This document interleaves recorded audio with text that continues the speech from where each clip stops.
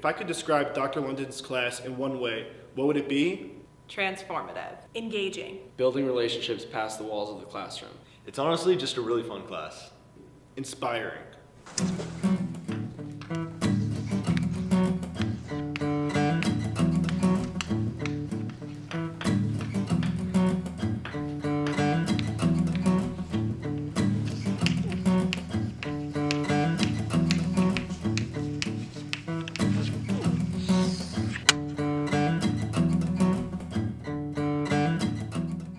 The idea of co-creating the classroom is to create a sense of community in the classroom and a community of practice, and to really create the conditions where everybody's all in to the teaching learning process.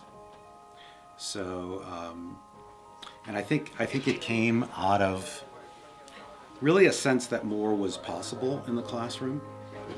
We all sit in a circle and it's a lot of discussion and group work, and you really get to voice your opinion and talk about the things that are relevant, and you're constantly applying the concepts that you're taking from the reading and bringing them into your everyday life and learning from them constantly.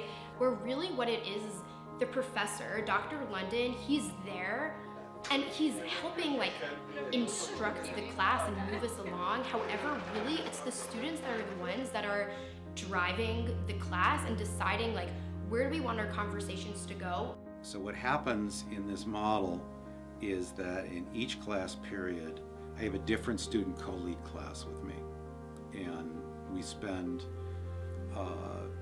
3 or 4 sessions before the time when we actually present, getting to know one another, exploring the topic they're going to be presenting on, and designing something that serves the class. And so really the student becomes more like a partner or an apprentice with me than a subordinate or somebody that I am sharing knowledge with. We're doing it together. One assignment that Dr. London makes us do is teach a class for a day. He calls them TA sessions, and I actually just had mine last week, and I taught this section on the values at work. And within the confines of this class, this being a leadership course, I realized that even stepping into a classroom and realizing that you have to teach instead of listen just changes the game completely. You step into a familiar environment, but now you see it through a different lens. And sometimes that can be scary. But I've always loved presenting, and to me, the one thing that mattered was that I had all of the knowledge that I needed to have in order to have a successful class. And of course, Dr. London is there to help with whatever happens, if there are any obstacles, if there's a pause for some reason, and with no judgment on his part either. Well, firstly, when it's really working, it is really breathtaking. Like even just in the last week, we had a couple sessions in one of my classes where I had a student who I've had him in a previous class, and wasn't really sure how he would handle the spotlight, and wasn't really sure what his skill level would be. And after working with him in a few sessions and also having him participate in the class, I was really struck at just the beautiful way that he commanded the classroom with me, designed something that was as good or better than I would have designed, and just with an elegance, the whole class supported him. He really supported me with what I wanted to do with the class, but he also challenged me to try and impact the class more to where the students would then achieve more from that class session. And that's one thing that stood out in particular to me, was how much he cared about me developing myself as a person as much as developing the class too. I feel like I have this like front row of just like cheerleaders for me of like trying to figure out which are the ways that I can grow, what are my strengths that I should utilize, and I feel that way for other students as well. It's not all on the presenter.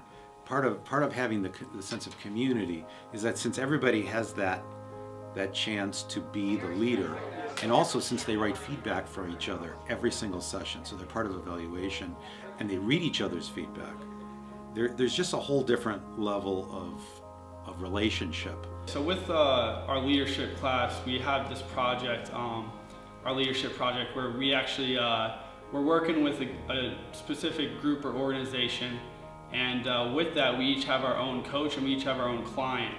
And then pretty much what happens is you get to see the different perspectives on how it is when you're being coached, and then how it is for when you have to coach your client.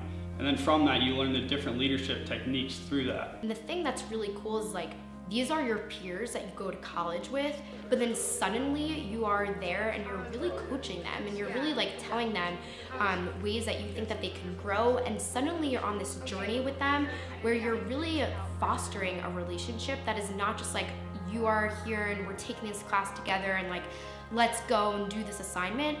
In organizational behavior, this really is an opportunity to have the students live the field and to live the values of the field.